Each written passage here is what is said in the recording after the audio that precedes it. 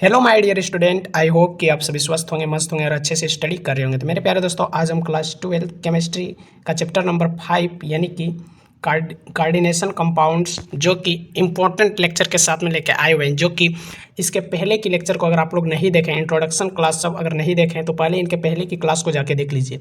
नहीं तो अगर इनके पहले की क्लास को अटेंड नहीं किए हैं और डायरेक्ट यहाँ पे आ गए हैं तो कुछ समझ में नहीं आने वाला है। ठीक है मेरे प्यारे दोस्तों, और याद रखिएगा मेरे चैनल पे पहली बार आया है तो चैनल को सब्सक्राइब कर देना और साथ में बेल आइकन को भी प्रेस कर देना। ठीक है, तो बिना लेट के मैंने वीडियो को शुरू करते हैं। तो उपसह संयोजन यौगिक चैप्टर नंबर 5 क्लास 12 वीडियो को शुरू करते हैं। देखिए मेरे प्यारे दोस्तों, पहला क्वेश्चन क्या है?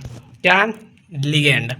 लिगेंड किसे कहते हैं? तो मेरे प्यारे दोस्तों, लिगेंड जरा अच्छे से समझना। ठीक है, लिगेंड सिर्फ नाम की छोटा है, काम बहुत बड़ा करता है। अगर लिगेंड नहीं समझ पाएगा ना इस उपसह संयोजन यौगिक में, अगर लिगेंड नहीं समझ पाएगा तो कुछ समझ में ही नहीं आएगा। ठीक है मेरे प्यारे दोस्तों, सबसे पहले लिगेंड को समझो।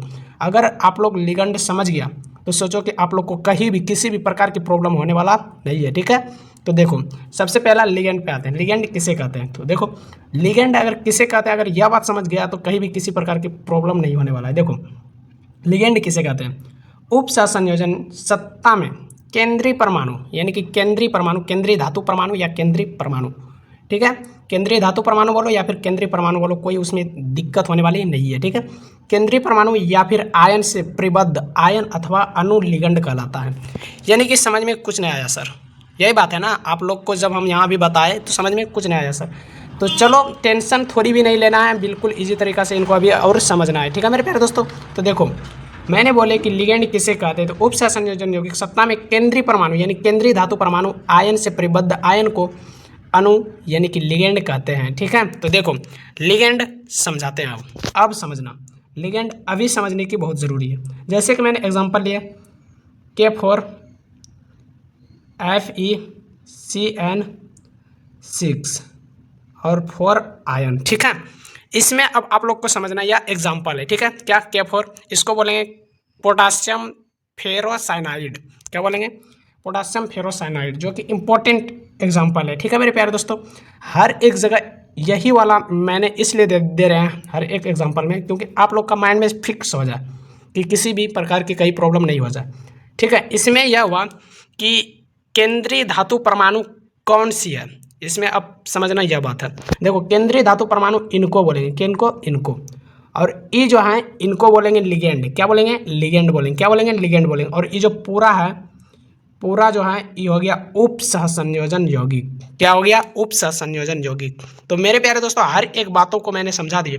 क्या बोले पहले? एफ ई जो था यहाँ पे एफ ई हुआ केंद्रीय धातु परमाणु। क्या? एफ ई केंद्रीय धातु परमाणु। और CN6, CN पे होल 6 है। ठीक है मेरे प्यारे दोस्तों, CN पे होल 6 ई हो गया लिगेंड्स। कौन? CN पे होल 6 जिसको साइनाइड बोला जाता है। ठीक है, इसको हम बोलेंगे लिगेंड। ठीक है, और पूरे पूरे उपसह संयोजन यौगिक कहलाता है। पूरे जो है ये उपसह संयोजन यौगिक कहलाता है। ठीक है, इसमें आप लोग को अब कहीं भी किसी भी प्रकार की प्रॉब्लम नहीं होने वाला है। ठीक है, जैसे कि मैंने इजी तरीका से आप लोगों को बता दिए। अगर अभी भी किसी भी प्रकार की प्रॉब्लम है तो आप लोग मेरे व्हाट्सएप ग्रुप में जाइए और तुरंत जिस भी टॉपिक में प्रॉब्लम आ रहा है सेंड कीजिए ग्रुप में। आप लोग को तुरंत उस टॉपिक पे वीडियो अपलोड हो जाएगा, या फिर इसी में मेरे इसी वीडियो में तुरंत कमेंट करो कि सर इस टॉपिक में यह चीज़ समझ में नहीं आया, या फिर इस टॉपिक का हमको वीडियो चाहिए। आप लोग का बात सर्वमान रहेगा, आप लोग का मोटिवेट हमारे लिए बहुत बड़ी गुणवान है। ठीक है मेरे प्यारे दोस्तों, तो आप लोग जरूर लाइक करके जाना। ठीक है, तो देखो लिगेंड समझ में आप लोग को आ गया। क्या बोलेंगे कि उपसह संयोजन सत्ता के केंद्रीय परमाणु आयन से परिबद्ध आयन को अणु यानी कि लिगेंड कहलाते हैं। ठीक है, तो आई होप कि आप लोग लिगेंड को समझ गए होंगे। ठीक है, तो अब चलते हैं उपसह संयोजन यौगिक या समन्वय संख्या, यानी कि इसको ही बोला जाता है उपसह संयोजन संख्या या फिर समन्वय संख्या। ठीक है, तो इसमें घबराना नहीं है। यानी कि उपसह संयोजन संख्या बोले या फिर उपसह संयोजन यौगिक बोले, दोनों बात उपसह संयोजन संख्या या फिर समन्वय संख्या बोले, दोनों एक ही बात हुआ मेरे प्यारे दोस्तों। मेरे प्यारे लॉलीपॉप, आप लोग को कहीं भी परेशानी नहीं होने देंगे। ठीक है, अगर कोई बोल दे उपसह संयोजन संख्या किसे कहते हैं, यही परिभाषा लिखना है। अगर समन्वय संख्या किसे कहते हैं यह भी पूछ दे तो आपको यही परिभाषा लिखना है। तो समन्वय संख्या और उपसहसंयोजन संख्या दोनों एक ही बात है। आप लोग को कहीं भी किसी भी प्रकार की परेशानी हम होने नहीं देंगे, ठीक है। जब तक रामप्रीत स्टडी सेंटर 1 2 3 आप लोग अगर इससे जुड़े हैं तो आप लोग को कहीं भी किसी भी प्रकार की अगर परेशानी होता है तुरंत आप लोग कमेंट बॉक्स में बताओ, या फिर मेरे व्हाट्सएप ग्रुप में लिंक दिया होगा, यानी मेरे यूट्यूब चैनल में डिस्क्रिप्शन बॉक्स में व्हाट्सएप ग्रुप का लिंक डाला हुआ है। आप लोग जाइए तुरंत व्हाट्सएप ग्रुप को ज्वाइन कीजिए, ठीक है। तो देखो मेरे प्यारे दोस्तों, अब उपसहसंयोजन यौगिक यानी कंडीशन नंबर क्या है, व्हाट इज कंडीशन नंबर। देखो, एक संकुल में धातु आयन से क्या बोलेंगे, उपसहसंयोजन संख्या किसे कहते हैं, तो बोलेंगे एक संकुल में धातु आयन की उपसहसंयोजन संख्या यानी कि उपसहसंयोजन संख्या Cn उससे संबंधित लिगेंड के उन दाता परमाणुओं की संख्या के बराबर होती है जो सीधे धातु आयन से जुड़े हो। यानी कि उपसहसंयोजन यानी कि कंडीशन नंबर, एक संकुल में धातु आयन की उपसहसंयोजन संख्या उससे संबंधित लिगेंड के उन दाता परमाणुओं की संख्या के बराबर होती है जो सीधे धातु आयन से जुड़े होते हैं। तो आई होप कि आप लोग इनको समझ में आ गए होंगे। अगर मेरे प्यारे दोस्तों डेफिनेशन भी अभी समझ में नहीं आया है तो मैंने फिगर के साथ में आप लोग को ईजी तरीके से समझाने जा रहे हैं, ठीक है। तो आप लोग वीडियो को स्किप मत कीजिएगा, मैंने हर एक बातों को आप लोग को समझाने जा रहे हैं। देखो, उपसहसंयोजन यौगिक यानी कि कंडीशन नंबर या फिर समन्वय संख्या बोल सकते हैं, कोई दिक्कत नहीं है, ठीक है। समन्वय संख्या बोले या उपसहसंयोजन संख्या बोले, इसमें कोई कंफ्यूजिंग ना हो, ठीक है। देखो, मैंने बोले कि उपसहसंयोजन संख्या को हम फिगर जरिए भी आप लोग को समझाते हैं। देखो, मैंने कुछ गोले ले रहे हैं, क्या गोले लिए, ठीक है, गोले लिए ना गोले। हाँ सर, आपने तो अभी गोले ले लिए लेकिन अब इसमें समझाना बाकी है।